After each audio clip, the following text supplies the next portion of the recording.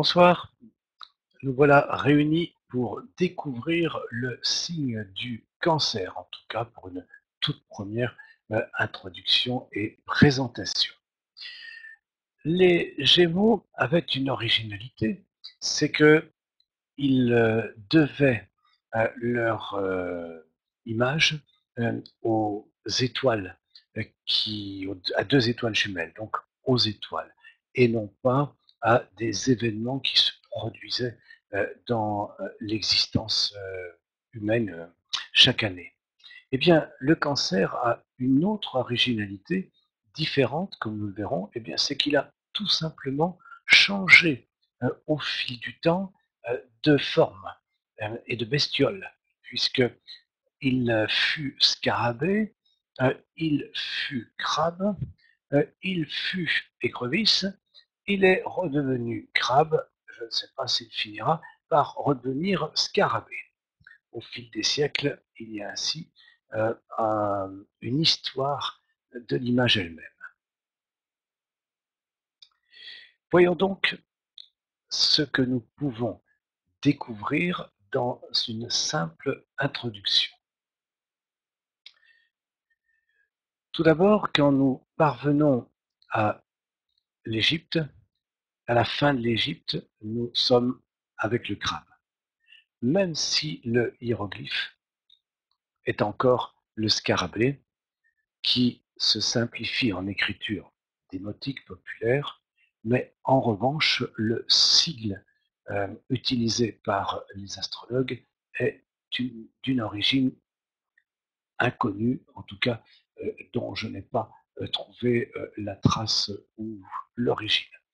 Alors bien sûr, certains pensent aux pinces du crabe, mais là, j'essaye de vous donner des données fiables, solides, rigoureuses, et pas de simples hypothèses. Revenons donc à l'origine. Le hiéroglyphe du cancer fut la simple image d'un scarabée. Comment est-on passé d'un scarabée à un crabe? L'idéogramme babylonien du cancer répond à une variante d'un mot sumérien qui signifie charpentier, travailleur de bois.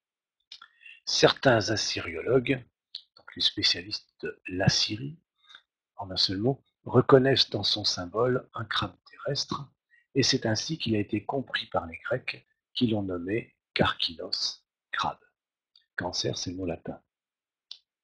Par ailleurs, le mot karabos, crabe, est très proche de scaraïbon, qui donne scarabée. Les Grecs devaient confondre aisément ces deux êtres fouisseurs qui font des terriers dans les zones sablonneuses. Pour désigner la constellation, les Latins utilisèrent le mot Cancer, ancien et usuel, dans le sens de crabe ou d'écrevisse, l'écrevisse ayant pris la prépondérance quelques siècles plus tard, mais provisoirement. Pourquoi le scarabée dans l'imagerie égyptienne? Pourquoi a-t-on retenu le scarabée plutôt que d'autres étoiles, d'autres constellations qui auraient pu également euh, permettre de choisir l'étiquette? La pleine lune avait lieu dans ce signe le mois du solstice d'hiver. Nous parlons donc de la pleine lune. C'est-à-dire que si la lune est d'un côté, le soleil est de l'autre. Donc ne me demandez pas pourquoi la pleine lune correspond au solstice d'hiver, alors que le cancer est signe du mois de juillet. Parce que pour que la pleine lune soit dans le cancer, il faut que le soleil, lui, soit en face, donc dans le Capricorne. C'est de l'astronomie basique. Donc, la pleine lune avait lieu dans ce signe le mois du solstice d'hiver. Et à partir de là, jour après jour, les jours allaient recommencer à s'allonger. À partir de là, la Saint-Jean d'hiver, eh bien, le soleil allait chaque jour monter un tout petit peu plus haut dans le ciel. Or, il se trouve que dans la mythologie égyptienne, le scarabée a été associé au dieu qui poussait le soleil. Tout le monde a vu ces bijoux où c'est un scarabée et entre les pattes du scarabée, il y a une pierre précieuse qui représente le soleil. Pourquoi cette association? Eh bien, tout simplement parce que le scarabée, quand il féconde son propre germe, ensuite, pour le protéger, il le roule en boule dans le sable en le poussant avec ses pattes.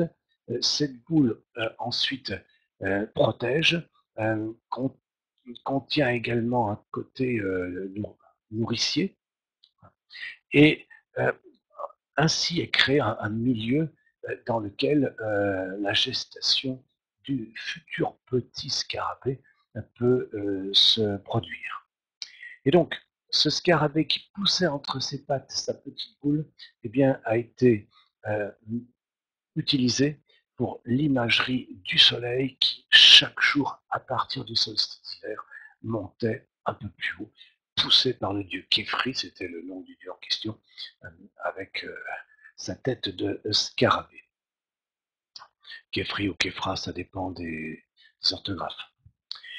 Voilà donc la raison du scarabée. Je vous laisse donc choisir entre le scarabée, le crabe et l'écrevisse. Jetons un petit coup d'œil sur les catégories du signe. Vous voyez que là, on ne sait pas trop si c'est plutôt l'écrevisse, là. Mais nous sommes sur des vitraux médiévaux. Voilà le cancer.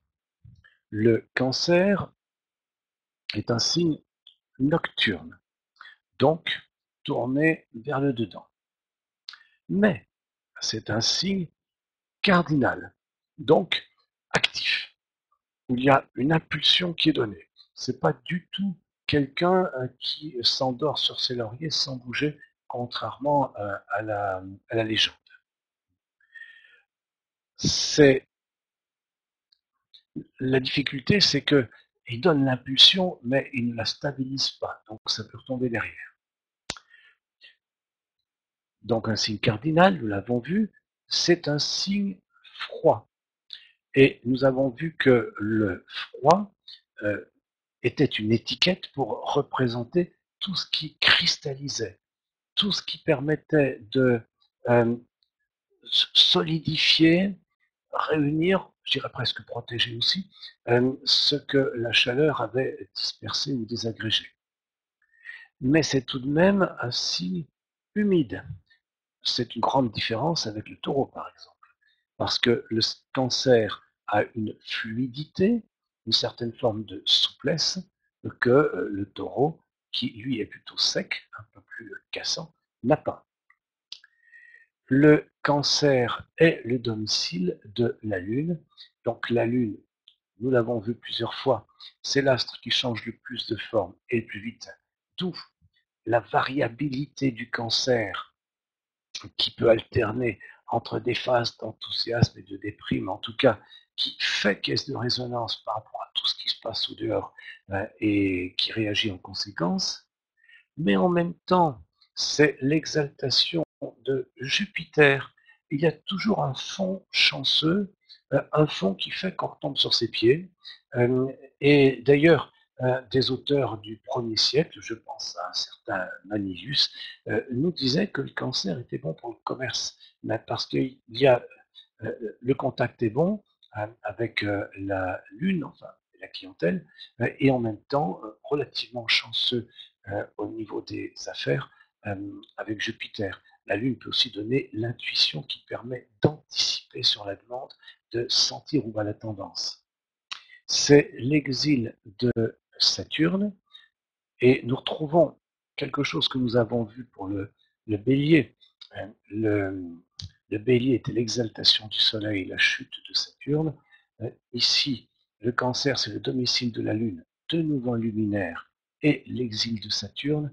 Donc, du coup, il manque les qualités et les défauts de Saturne, c'est-à-dire ça manque peut-être d'assise. Si on s'appuie dessus, ça peut parfois donner une impression de sable un petit peu mouvant, ça sera le défaut, mais en même temps, nous n'avons pas la raideur ou le côté figé qui pourrait être celui de Saturne. Et enfin, c'est la chute de Mars. Donc, ce n'est pas un signe qui généralement envisage de s'engager dans les commandos comme orientation professionnelle privilégiée. Voilà donc une première rencontre que vous pourrez amplifier à volonté. Jetons un coup d'œil sur la matrice. Nous avons vu que le cancer, le signe du cancer, est donc le domicile de la Lune et l'exaltation de Jupiter. Commençons avec le domicile, c'est plus simple. Si je suis ascendant Cancer, la plupart du temps, j'aurai en maison 5 Cancer, Lion, Vierge, Balance, Scorpion. Le Scorpion. Or, le Scorpion, c'est la chute de la Lune, et la Lune est l'astre qui correspond à moi, maison 1. Bon, ça me pose problème. Le Scorpion, lui, a pour propriétaire Mars. Or, ascendant Cancer, l'ascendant Cancer, le Cancer, c'est la chute de Mars. Donc vraiment, c'est pas tellement fait pour s'accommoder. Donc, bien souvent, ça ne veut pas dire qu'il y a une mauvaise entente, d'autant que les deux planètes sont amies avec les enfants. Bien au contraire. Mais il peut arriver que les attributs de la maison 5, donc notamment les enfants, puissent être source de chagrin ou que le natif n'ait pas pu avoir les enfants qu'il aurait souhaité. Si je suis ascendant Cancer, j'aurai en maison 11 le Taureau. C'est l'exaltation de la Lune, la propriétaire du Cancer qui me représente puisque c'est l'ascendant. La maison 11, ce sont les relations amicales. Eh bien, du coup, ça favorise un large cercle d'amis, même si la composition de ce cercle est un peu hétéroclite et un peu instable, toujours en raison du caractère lunaire. Voilà quelques exemples simples que vous pouvez développer en recourant ensuite à chacune des autres planètes. Un petit mot sur Jupiter. Jupiter, il est significateur général des questions religieuses et puis de la tradition dans laquelle on est venu au monde. Pour un ascendant Cancer, dont Jupiter est le lieu d'exaltation, eh bien Jupiter régit les cases numéro 9 et 6. C'est très ambigu. C'est très ambigu parce que ça favorise à la fois une vie spirituelle, mais qui peut être parfois un petit peu conventionnelle ou un petit peu superficielle, en tout cas, où on peut avoir du mal à s'engager véritablement en profondeur. Mais comme la maison 9 correspond aussi à la chance, et donc l'ascendant Cancer, lieu d'exaltation de Jupiter, Jupiter, maître de la maison 9, qui est la baraka, la protection des dieux, eh bien, ça confirme ce côté chanceux que nous avions déjà décodé au préalable. Bien entendu, que ce soit pour des défauts, des qualités, il s'agit de types zodiacaux bruts, indépendamment de la position des planètes. Mais c'est cette logique-là qui est construite. Et si ensuite, dans la case numéro 1, la case numéro 2, il y a des planètes selon la façon dont elles sont placées, ça va renforcer, atténuer, modifier le portrait. Comme pour les signes précédents, j'ajoute une phrase, un aphorisme destiné aux astrologues et qui provient des textes anciens, toujours pour raccrocher à la source. Dorothée de Sidon. Dorothée de Sidon, 1er siècle après Jésus-Christ, le texte a été très utilisé par l'astrologie perse et l'astrologie arabe, qui d'ailleurs a réécrit assez abondamment le texte en question, puisque le traité de Dorothée de Sidon commence avec une salutation à Allah le miséricordieux, donc ça ne peut pas être du 1er siècle. Le natif, le né, comme dit Ranzo, aura des querelles avec ses frères. Pourquoi? L'ascendant Cancer est ici. Eh bien, les inimitiés, c'est la case, la maison numéro 12. Mercure. Il se trouve que Mercure est aussi le propriétaire de la case numéro 3. Il y a donc un lien entre les inimitiés et les attributs de la maison 3, les frères, les sœurs, les voisins, les cousins, etc. D'où cette règle-là. Qu'une fois de plus, je ne vous demande pas de connaître par cœur, mais en comprenant comment c'est construit, vous pouvez ensuite faire vos propres déductions en tenant compte du contexte de l'époque également dans laquelle nous sommes. Je vous remercie pour votre attention et je vous promets qu'un jour nous rentrerons plus en détail dans chacun des signes, mais il était nécessaire de bien comprendre les bases sur lesquelles il reposait. Je vous donne rendez-vous pour le Lion, la prochaine vidéo de la série Le Zodiaque autrement, mais vous avez compris que les attributs des signes ne proviennent pas de l'image. Il faut être très très prudent avec ça. Vous avez vu que le bélier, l'image du bélier, l'image d'origine, le bélier ne fonçait pas. Donc c'est pas parce que c'est un bélier que les gens de ce signe sont fonceurs. Vous avez vu que c'est le taureau qui fonçait dans l'imagerie. Bon, de la même façon, nous verrons le lion. Certes, c'est le roi des animaux, mais n'allez pas en déduire quelque chose de l'animal lui-même, parce qu'il passe les 2 tiers de la journée à dormir, et c'est la lionne qui, généralement, va chercher à manger pour les petits. Donc, les attributs des signes proviennent des catégories que nous avons vues, diurnes, nocturnes, etc., proviennent des matrices que nous sommes en train de voir, et non pas de l'étiquette qui est sur le flacon. Au revoir.